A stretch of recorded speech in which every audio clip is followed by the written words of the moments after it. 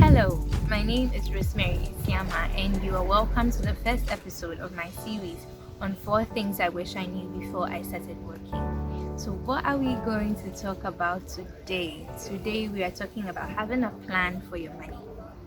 Before we all begin to work, usually you have dreams like by the end of the year, I would have saved 6,000 CDs. By the end of the year, I would have saved 5,000 CDs. People aim higher, 10,000, 20,000, whatever it is your goal is. You have to have a plan, otherwise, by the end of the year, you realize you would have saved nothing at all. What do I mean by having a plan for your money? It means not just having a wish or having it as an idea, but having a series of steps that you want to take to be able to save your desired amount of money. So say you want to save, let's say, 4,000 CDs a year. You know that at least every month you should have about 350 CDs set aside to be able to hit that goal that you have.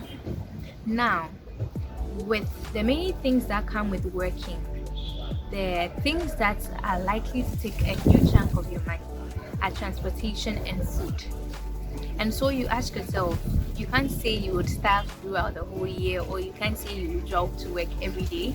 So then how do you still balance these and be able to save? Okay, so there are 2 major approaches. Either you are earning more or you are cutting down your costs. So if you have a full-time job and time permits you, or you have some days off, you have some time off, you can take a side hustle or something to earn more. That's wonderful. But if your job is too demanding such that you will not be able to cut some time off for anything extra, then what you should be going in for is cutting down on your expenses.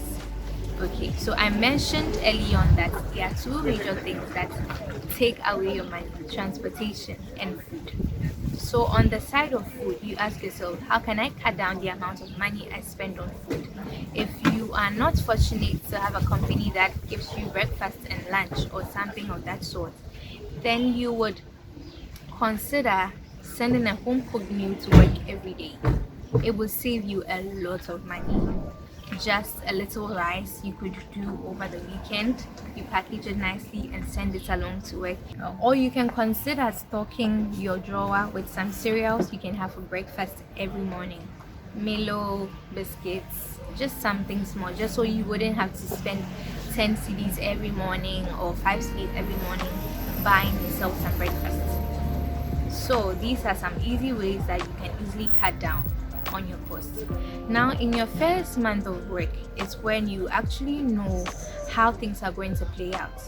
For all you know, you may have someone who lives close to you in the office.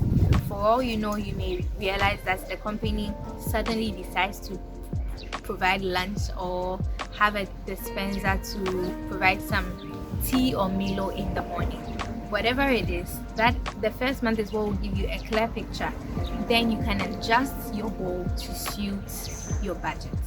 I hope you have learned from this episode till I come your way again next week. This is Rosemary Siama, and I'm talking about 4 things I wish I knew before I started working.